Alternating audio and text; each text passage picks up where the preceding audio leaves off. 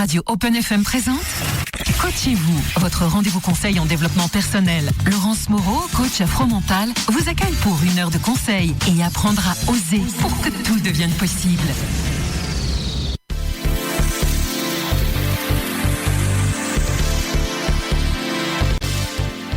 Mesdames, mesdemoiselles, bonsoir. Et monsieur aussi, je les avais oubliés. C'est mieux. Oui, en fait, c'est en tournant la tête et en te voyant que je me dis, oh zut. Il y en a un dans le coin. Oui, il y a quand même un homme, donc je vais quand même dire bonsoir aux hommes. Bonsoir Joachim. Bonsoir Laurence. Comment vas-tu ?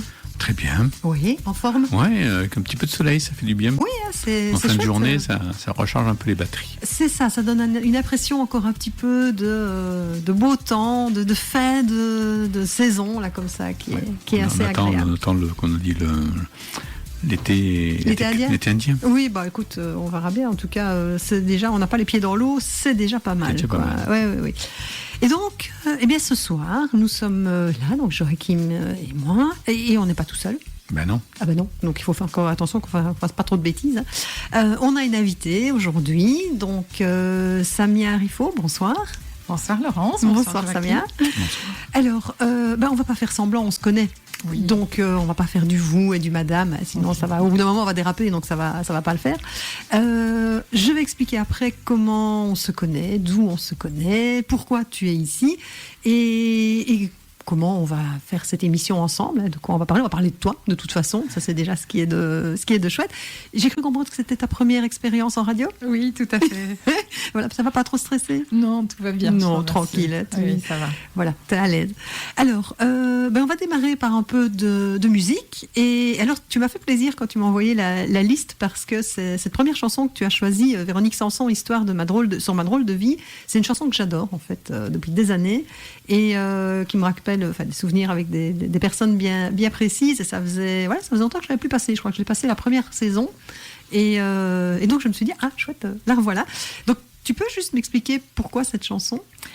Tout d'abord parce que j'adore Véronique Sanson, et puis aussi parce que je pense que j'ai un profil un petit peu atypique, donc régulièrement mes enfants, mes proches me disent que cette chanson me correspond bien, puisque j'ai un petit peu une drôle de vie. Voilà. On peut le dire. Et puis j'aime bien, il y a du rythme, ça me convient bien. Voilà. C'est ça, c'est exactement ça. Et c'est pour ça que j'ai choisi de la mettre en premier, parce que je me dis, on va mettre un peu de peps, et c'est parti pour votre radio.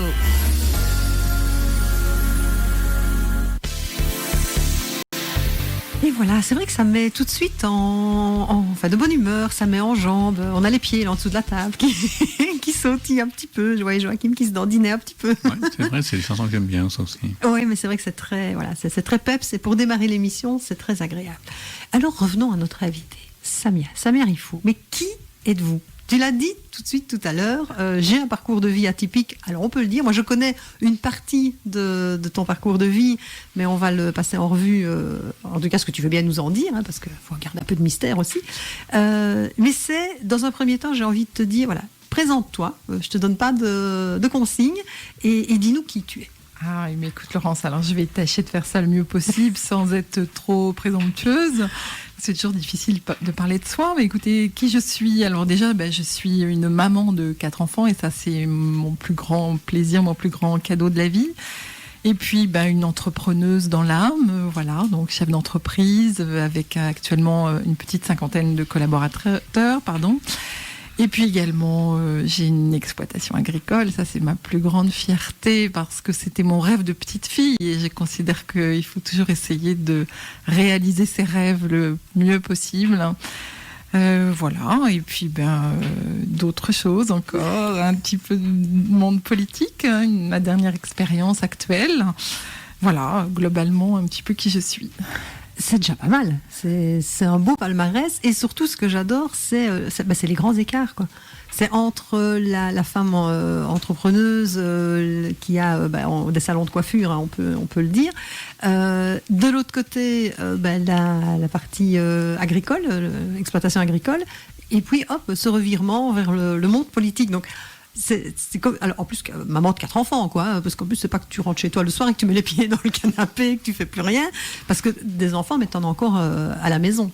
Oui, j'ai encore Margot qui a 15 ans à la maison, oui, tout à fait. C'est ça, donc c'est pas, t'as encore, je vais dire, le travail de maman derrière. Donc c'est vrai que moi, quand je t'ai rencontré, alors je t'ai rencontré au DCF, donc alors on va beaucoup parler des DCF pendant toute cette année, mais bon, c'est vrai que voilà, c'est là que je déniche mes pépites, notamment.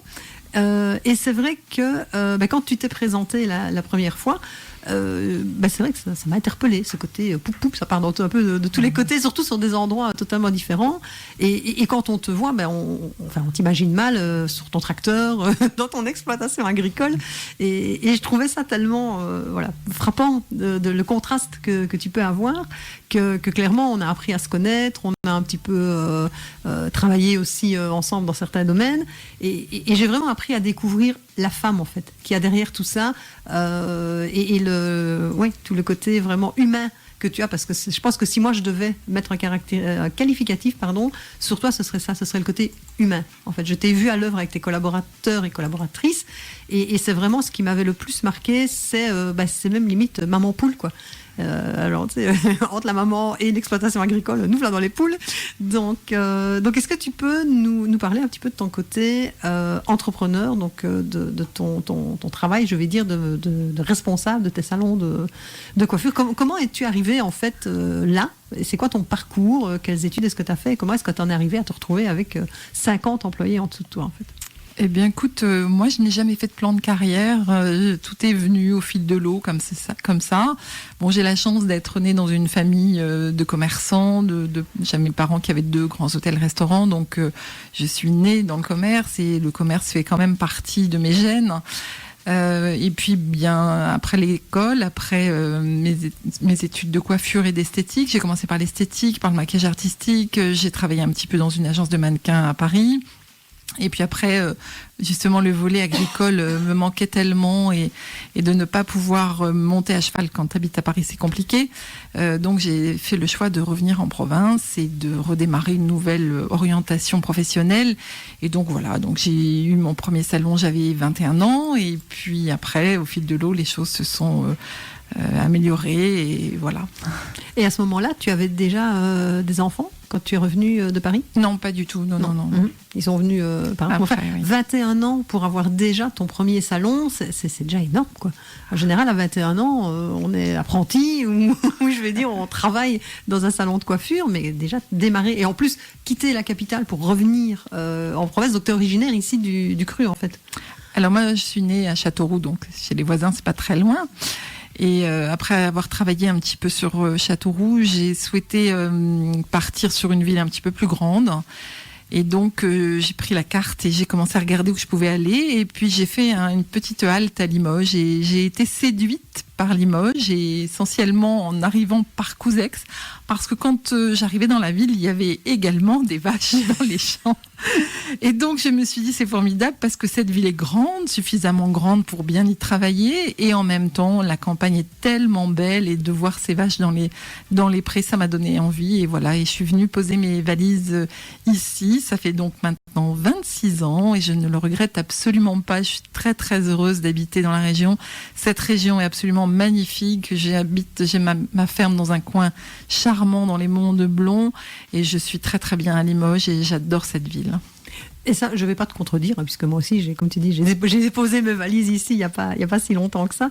Et c'est vrai que ce clivage entre la ville enfin bon, j'ai mes bureaux aussi du côté de Couzex, Landouge, et tu sors de ce grand boulevard là qui fait tout le tour de Limoges, tu fais 500 mètres, et boum, tu as des champs, tu as des vaches. En effet, je trouve ça vraiment excellent.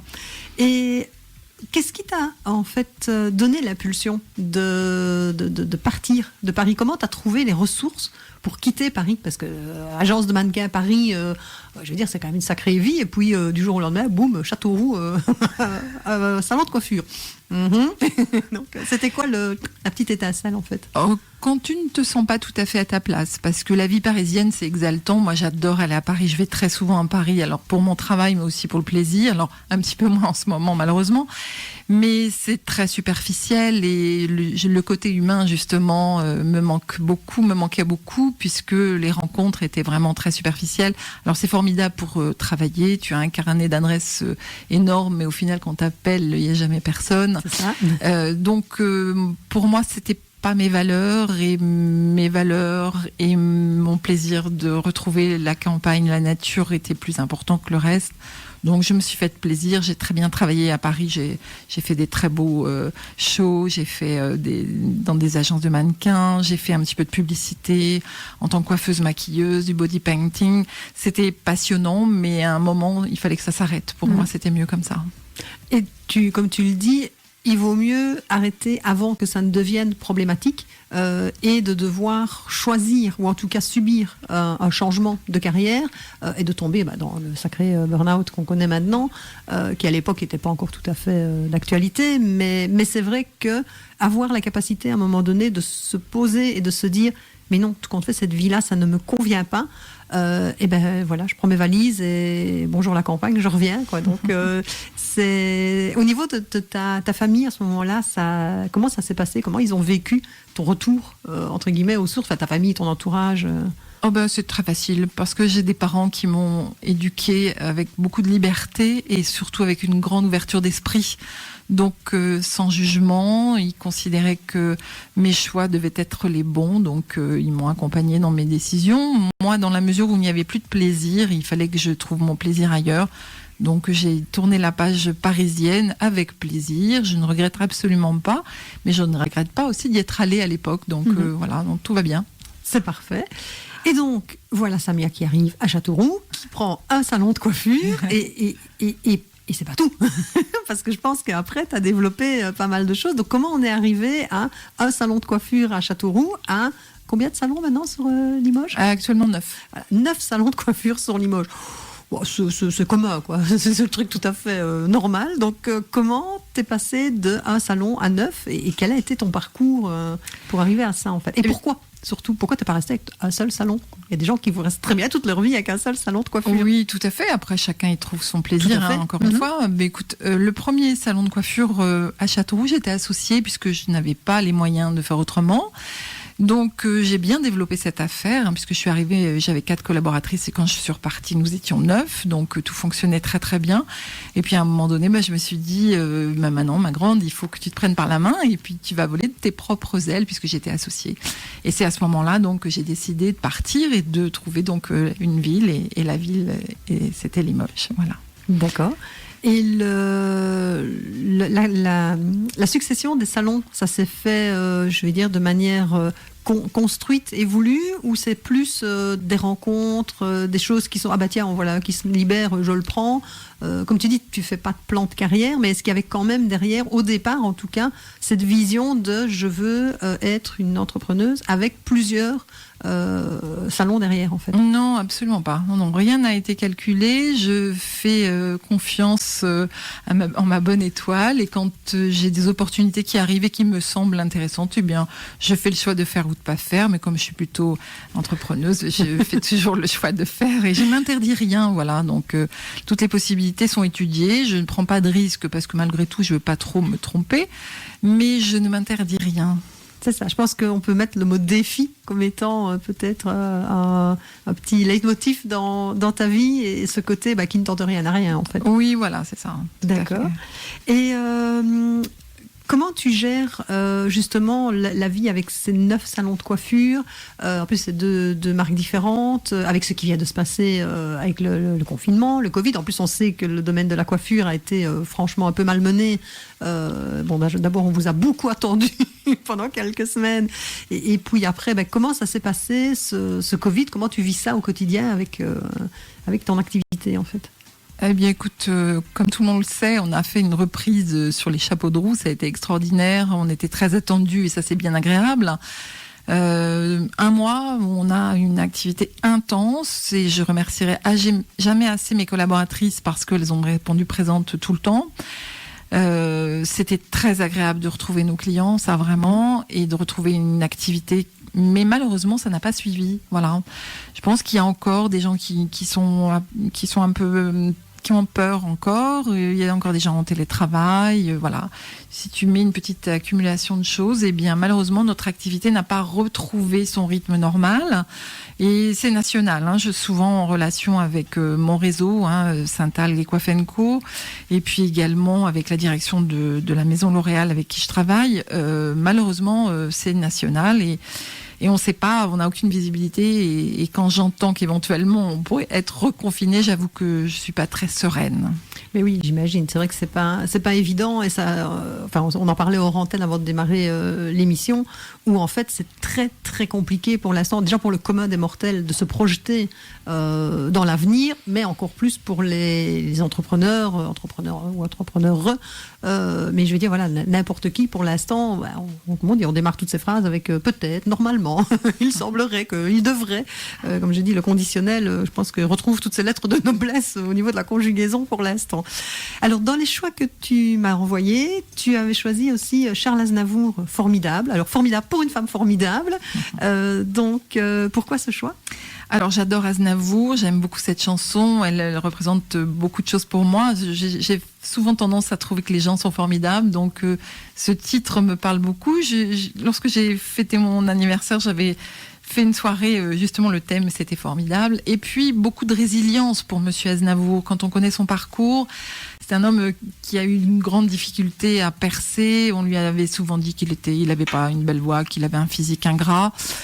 Eh bien, je me retrouve un peu dans ça aussi, beaucoup de résilience, parce que j'ai une belle réussite et je la savoure maintenant en ayant un peu plus d'âge, mais ce n'a pas été simple tous les jours, donc je m'y retrouve bien dans ce titre et dans ce grand monsieur. Ok, merci beaucoup et c'est parti pour Aznavour. Radio Poney FM 97.9, votre radio.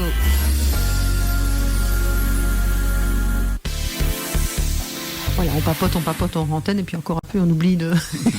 C'est ça, on oublie de reprendre le truc. Bon, alors, on l'a dit, donc Samia, coiffeuse, passée de 1 salon à 9 salons. L'exploitation agricole, c'est venu comment ? Parce qu'en général, une exploitation agricole, c'est plutôt, ça se transmet de génération en génération. Et toi, c'est un jour, non, tu t'es dit, voilà, je veux une exploitation agricole parce que petite, je voulais une ferme, quoi, en gros. Et donc, quel est le cheminement que tu as fait pour obtenir cette exploitation ? Eh bien, écoute, je suis passionnée d'agriculture depuis que je suis petite. Ça, je pense que c'est mon grand-père que j'adorais, Armand, qui m'a transmis ça, sans doute dans les gènes. Je suis cavalière, je suis montée un petit peu en compétition de saut d'obstacles à partir de l'âge de 12 ans, donc je suis très proche de la terre. J'ai élevé pas mal de chevaux de sport. Et donc, mon rêve, mon objectif, c'était d'avoir une exploitation agricole. Alors, pas facile quand on a des parents qui ont des hôtels-restaurants. Donc, pour eux, c'était inenvisageable par rapport à mes études. Donc, j'ai fait autre chose, en ayant toujours dans un petit coin de ma tête l'idée qu'un jour, j'aurais une exploitation agricole. Alors, ça s'est fait petit à petit. J'ai commencé par 11 hectares et puis maintenant, j'en ai beaucoup plus. Et je fais donc des bovins allaitants et des céréales. Et j'ai beaucoup de plaisir. Pour moi, c'est un ancrage. Ça me permet de rester les pieds sur terre, de revenir à l'essentiel. C'est vraiment un réel plaisir le matin quand je vais m'occuper de mes bovins, quand je monte sur mon tracteur et que j'ai les 2 pieds dans la boue, c'est du bonheur. Alors ça, je te comprends, parce que moi, c'est pareil, c'est comme tout le monde le sait. Donc j'ai des animaux, donc c'est vrai que quand le matin, j'enfile mon bleu de travail, mes bottes et que je patauge dans la gadoue sous la flotte, je m'en fous. Et ça, je peux comprendre parce que, c'est, comme tu dis, c'est ce retour au réel, en fait. C'est la terre, la nature, ça... Tu triches pas, tu t'as beau faire ce que tu veux, t'es quand même méchamment tributaire aussi des conditions, mais si tu mets pas toute ta passion et toute ton âme, tu peux pas, c'est pas possible de faire ça en se disant je vais le faire uniquement pour gagner de l'argent et puis on verra bien. Il y a tout un lien qui se crée certainement à ce niveau-là et comment toi comment t'as jonglé entre les salons de coiffure et ça, je sais pas, tu te clones, tu fais l'exploitation agricole la nuit et la coiffure la journée, donc alors si oui, qu'est-ce que tu prends pour tenir le coup, parce que moi ça m'intéresse. Donc comment tu fais en fait pour gérer ça ? Alors j'ai la chance de bien m'entourer parce que je fais pas ça toute seule, bien évidemment. J'ai des collaborateurs. Alors dans mes salons, j'ai des responsables d'établissement par salon, donc des personnes qui me sont fidèles en plus, puisque j'ai des personnes qui sont avec moi depuis très très longtemps. Et ça, c'est un grand bonheur, une grande chance pour moi. Et puis concernant mon exploitation, alors là c'est un petit peu différent ces temps-ci, puisque maintenant j'habite Limoges, mais pendant longtemps j'habitais sur place, donc le matin très tôt j'allais m'occuper des animaux, et puis le soir en rentrant, bon là j'ai un petit peu changé mon organisation puisque j'habite Limoges, mais je gère, alors je fais toute la partie gestion, décision de l'implantation des céréales, et puis le tri des animaux, je m'accorde des matinées avec le monsieur qui travaille à la ferme. Et je garde vraiment un œil sur ma ferme parce que c'est essentiel pour moi, et puis aussi parce qu'il y a besoin, et c'est normal que je puisse faire tourner le mieux possible, sachant quand même que c'est une activité qui n'est pas facile, mais qui me permet de garder beaucoup d'humilité. Et puis avec, comme tu l'as dit tout à l'heure, Laurence, avec la nature, on ne triche pas, avec les animaux, on ne triche pas, et souvent ils nous remettent vraiment sur la bonne voie, et pour moi c'est précieux. Et par rapport à ça, je vais dire aussi, comment tu le dis, ton moteur, c'est l'envie, c'est le plaisir, quand tu es justement sur ton tracteur ou quand tu es avec tes animaux, c'est quoi le premier mot qui te vient à l'esprit en fait ? Je dirais que j'ai beaucoup de chance. Voilà. J'ai une exploitation dans un endroit magnifique. Alors, c'est pas la meilleure des exploitations, c'est pas la plus grande des exploitations, c'est pas celle qui me fera devenir riche, mais c'est une exploitation qui est d'une beauté rare. En Limousin, nous avons des coins extraordinaires avec une lumière extraordinaire. Je m'éblouis tous les jours, à chaque fois que j'arrive là-bas depuis 26 ans, de voir à quel point c'est beau. Et ça, pour moi, c'est une notion de plaisir qui est immense et que je ne peux pas m'en passer. Alors, je me rappelle, lors d'un travail qu'on a fait ensemble, que tu avais évoqué l'histoire de la canne de ton grand-père, justement. Tu peux nous en parler un petit peu de cette canne qui te suit partout et qui parfois surprend dans ta voiture? Alors, c'est pas une vraie canne, c'est plutôt un bâton pour aller aux vaches. Comme je dis souvent, quand je suis au cul des vaches, il me faut mon bâton pour aller aux vaches. Et c'est effectivement un bâton que mon grand-père m'avait donné et qui est précieuse pour moi, alors que j'ai toujours avec moi dans ma voiture. Alors, c'est vrai que parfois, quand je suis dans des réunions un petit peu importantes et que je me balade avec ma canne dans ma voiture, ça surprend pas mal. Mais moi, ça m'amuse beaucoup. J'adore ça. C'est ça, le côté clairement atypique, parce que je pense que, comme tu le disais tout à l'heure, ton profil il est atypique, mais tu es atypique aussi. Tu as non, déjà, tu es quelqu'un de solaire. Moi, pour te côtoyer depuis quelques mois maintenant, c'est vraiment le mot qui me vient à l'esprit, c'est rayonnante, c'est solaire, et ce côté atypique. Alors évidemment, moi ça match, puisque on peut pas dire que je rentre dans les cases non plus. Et je trouve que c'est magique de te voir au quotidien, parce que quand tu lances un défi, et pourtant tu n'es pas toujours au départ dans les meilleures conditions, où c'est pas toujours facile, et puis quand on voit comme tu t'épanouis dans ce que tu fais, je trouve ça magique en fait. C'est comment là on revient sur vraiment le coaching pur et dur. Je dirais, quelles ressources tu vas chercher quand tu as décidé d'un projet pour le mettre en place en fait. Qu'est-ce que tu vas chercher en toi pour mettre ça en route? Alors déjà, moi, c'est une notion de plaisir. Quand il n'y a pas de plaisir, c'est pas possible, parce que j'essaye d'être honnête avec moi-même et je ne peux pas tricher, même pas avec moi-même. Donc, il faut qu'il y ait une notion de plaisir. Après, souvent, mes projets sont en lien quand même avec l'humain. Il faut qu'il y ait du sens, il faut que j'ai l'impression de servir à quelque chose, d'être utile aux autres, parce que pour moi, l'humain est quand même à la base de tous mes projets. Et c'est pour ça que je m'épanouis, ça me fait plaisir. J'ai pas la notion de travail, j'ai ce privilège de me dire que j'ai pas l'impression que je travaille, que tout ça c'est qu'un jeu.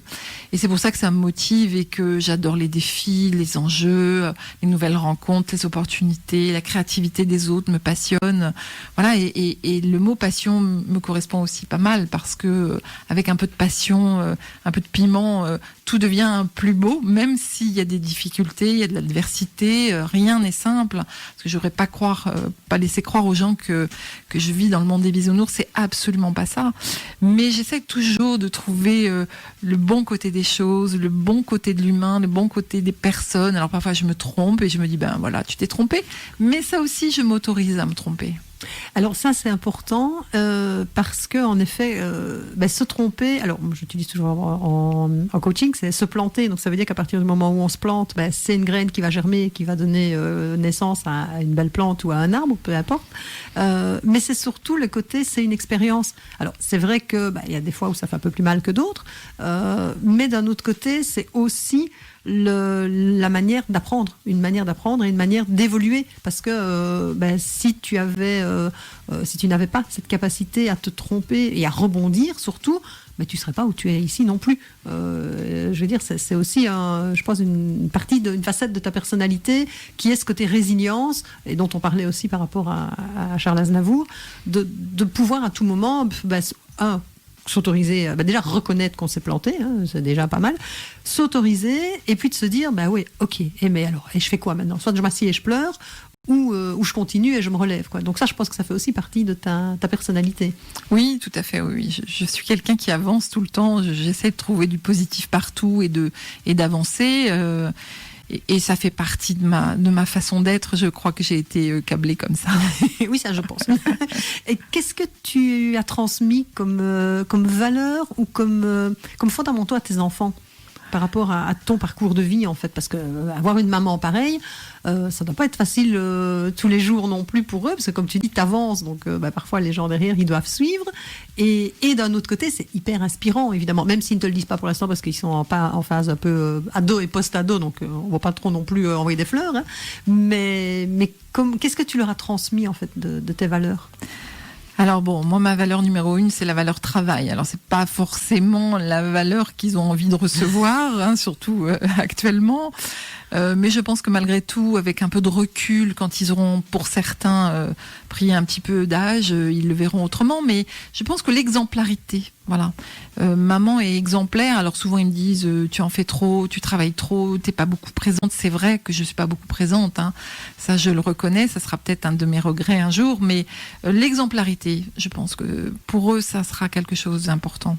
Alors par rapport à la quantité, je suis pas beaucoup présente. Il vaut parfois mieux ne pas être là très souvent, mais avec une relation bien pleine, les seuls moments où tu es là, que quelqu'un qui est là tout le temps et qui en fait est complètement à côté des moments qu'il vit avec ses enfants. Parce que ça, c'est quelque chose que moi j'entends très souvent aussi, ça, mais j'ai pas été souvent présente pour mes enfants. Qu'est-ce qu'on entend par présent, en fait ? Si c'est juste être présent physiquement, c'est peut-être pas de ça non plus qu'ils ont besoin. Et comme tu le dis si bien, c'est a posteriori, dans quelques années, qu'ils vont se rendre compte que, tiens, tout compte fait, ma mère, elle était quand même vachement balèze, quoi. Donc, ça, c'est important. Alors, troisième choix musical, c'est Clara Luciani et Alex Kapranos, Summer Wine. Pourquoi ce choix ? Je suis fan de Clara Luciani. Je trouve qu'elle a un charme fou, qu'elle représente l'élégance à la française. Et puis ce duo, ils sont magnifiques tous les deux dans ce duo. Il y a beaucoup de sensualité. Cette chanson est magnifique et voilà, j'avais envie de partager ça avec vous. Merci beaucoup. C'est parti. Radio Open FM 97.9, votre radio.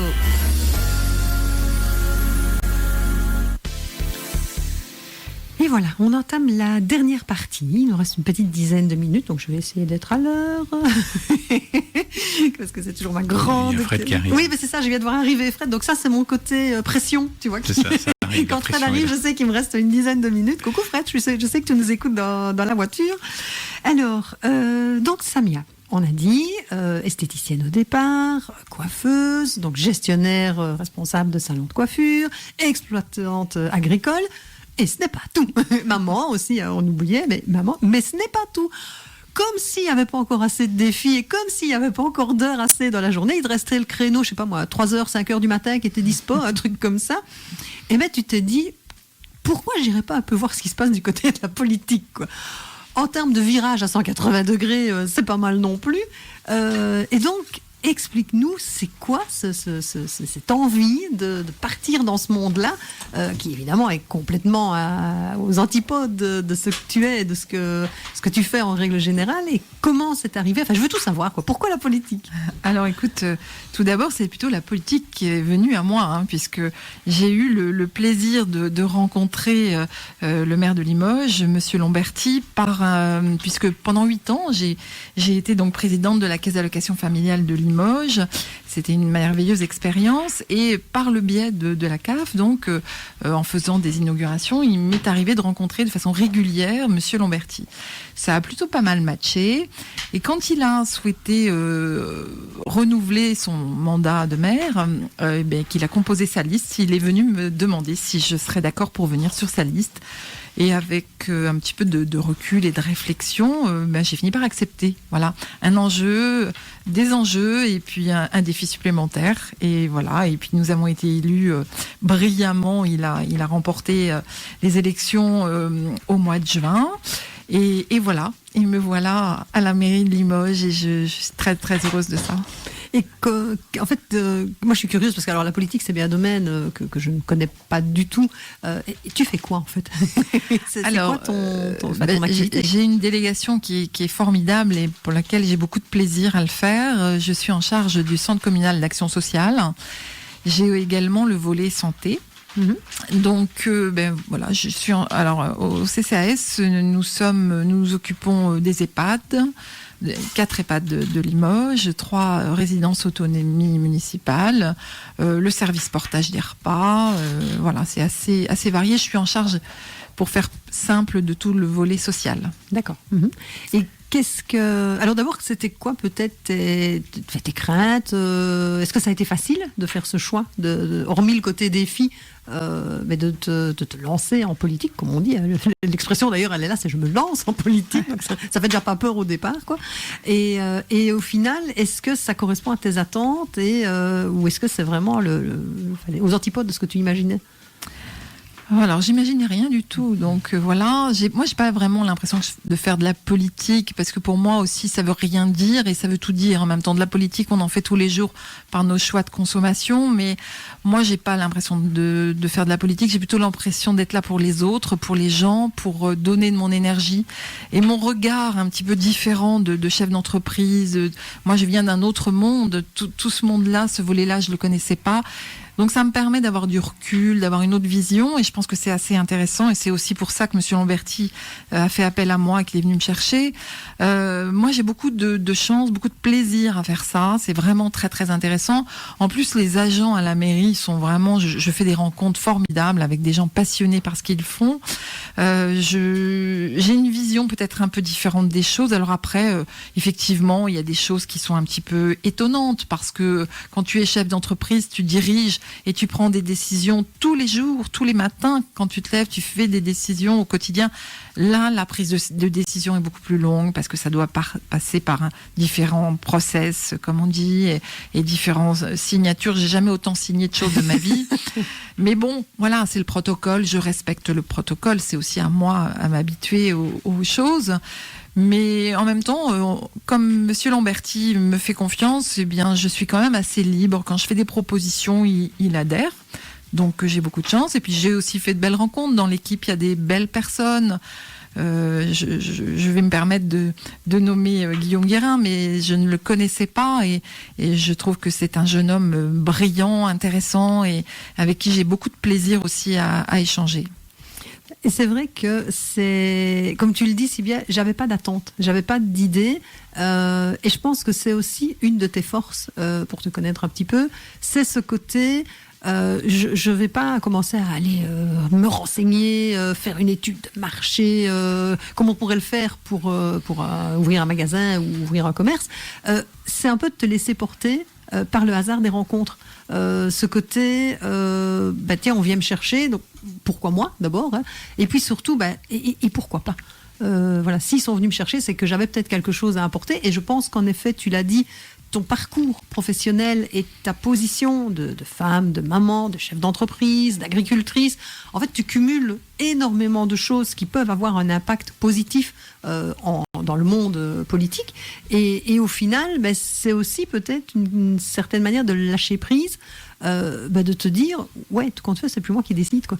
Je suis tributaire du système et au final, ça peut être aussi une manière de se poser.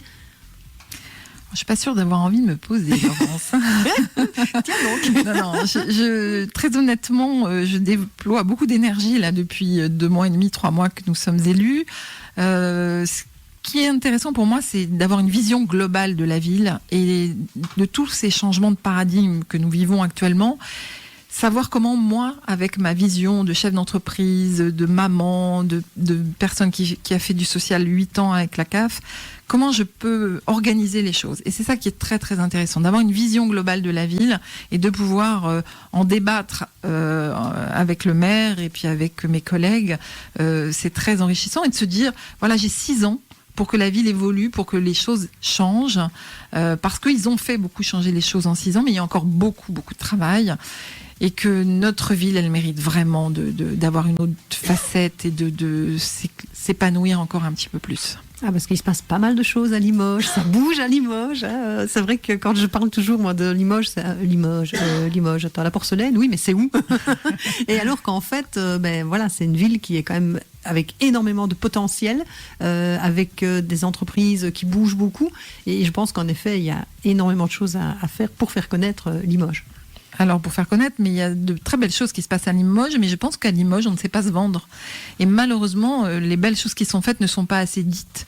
Et c'est vrai que je suis très attachée à la communication parce qu'il faut faire savoir ce que l'on fait et ce qu'on réalise. Et vraiment, Limoges, c'est pas une petite ville, hein, c'est une grande et belle ville, mais elle a besoin de rayonner encore un peu plus fort et d'aller encore plus haut et d'avoir à sa tête des gens qui ont une ambition pour la ville de Limoges. Bon, voilà, nous y sommes. Nous avons une belle ambition pour la ville de Limoges et maintenant, il n'y a plus qu'à, on a 6 ans pour le faire. C'est ça. Je te souhaite tout le bonheur du monde dans cette nouvelle aventure parce que c'est bon, dans 6 ans, on se recontacte. Hein. C'est pas un rendez-vous dans 10 ans, c'est rendez-vous dans 6 ans pour voir quel sera le prochain, je sais pas moi, sénatrice ou la présidence, non? Non. Alors, pour terminer, qu'est-ce que tu aurais envie de dire aux auditeurs qui se poseraient la question de se dire ouais, enfin ça va, elle a un super parcours, mais moi j'oserais pas, c'est pas fait pour moi. Qu'est-ce que tu auras envie de dire à ces personnes-là? Moi j'ai envie de leur dire qu'il faut qu'ils se fassent confiance un petit peu et qu'ils croient en eux et qu'ils s'interdisent rien, voilà, et qu'ils s'autorisent à se tromper parce qu'on est dans une culture à la française là où l'échec fait peur. Moi je pense qu'on en tire toujours un bénéfice, alors pas toujours sur le coup parce que sur le coup il faut avaler l'échec, mais on en tire quelque chose à un moment donné, donc croire en soi et puis oser. D'accord, parfait. Alors, petit questionnaire très rapide en mode ping-pong pour terminer. Donc, quelle est ta vertu préférée? Je vais dire le courage. Ouais. La qualité que tu préfères chez les autres? L'honnêteté. Ton principal trait de caractère? L'altruisme et la générosité. Ce que tu apprécies chez tes amis? Leur fidélité. Ton occupation préférée? Eh bien, le travail. Tiens donc. Ton rêve de bonheur? Que mes enfants soient heureux. D'accord. Quel serait par contre... Quel serait ton plus grand malheur? De perdre quelqu'un de cher. Ce que tu voudrais être? Eh bien, je voudrais être une maman exemplaire pour mes enfants. Ta couleur préférée? Le bleu. Ton animal préféré? Le cheval. Ton héroïne ou ton héros de fiction? Oh là là, je vais oser vous le dire, mais c'est Wonder Woman. Ah bon? Et t'as pas venu avec le lasso et avec le bandeau? Et ton héros ou ton héroïne de la vie réelle? Alors, je pense qu'il y en a 2. Je suis fan de George Sand depuis longtemps, depuis toute petite. J'ai grandi à côté d'elle, à côté de Nohant. Et puis, dans les femmes des temps modernes, alors il y en a plein, mais j'ai mis Christine Lagarde. Voilà. Et le don de la nature que tu voudrais avoir? Me téléporter. Pas te dupliquer. Non. Et alors, ta devise favorite? Quand on veut, on peut. Et quand on peut, on doit. D'accord. Eh bien, écoute, en tout cas, merci beaucoup, Samia, parce que c'était vraiment super agréable de te découvrir encore sous d'autres facettes dans cette émission. Et alors, petite question finale en termes de coaching. Si tu devais résumer notre entretien en 3 mots, quel serait-il? Du plaisir, bien sûr. Ok. Écoute, alors, pour terminer, on va finir avec la chanson donc, de Grand Corps Malade et Camille Lelouch, Mais je t'aime. Pourquoi ce choix? Eh bien, encore une fois, je les trouve magnifiques tous les deux. C'est plein d'émotions, de sentiments. Ils sont très très beaux. Alors moi, je suis fan de Grand Corps Malade. Ces textes sont d'une beauté incroyable et il est toujours en train de mettre les autres en avant et de rendre hommage aux femmes. Et je pense quand même que les femmes, nous sommes des femmes formidables. Je te confirme, et je pense que ce sera le mot de la fin pour passer la parole à nos deux animateurs phares. Coucou Fred. J'ai un micro qui grince. Joachim a une chaise qui grince et moi j'ai un micro qui grince. On est mal Donc, servi. C'est l'âge, c'est le privilège de l'âge, d'avoir quelque chose qui grince. D'accord, vous n'êtes pas les grincheux, mais les grinceux. C'est ça, exactement. Bah ça va bien, hein. Tu vas bien? Ça va bien, donc bon, c'était sympa à écouter. Ah bah écoute, merci beaucoup. Et puis merci vraiment Samia d'avoir répondu présente. Joachim, la semaine prochaine, c'est toi et moi. Allez. Donc on verra le thème, hein, on découvrira ça à la dernière minute. Et puis on vous laisse avec Grand Corps Malade et à très bientôt, à la semaine prochaine. Au revoir. Salut.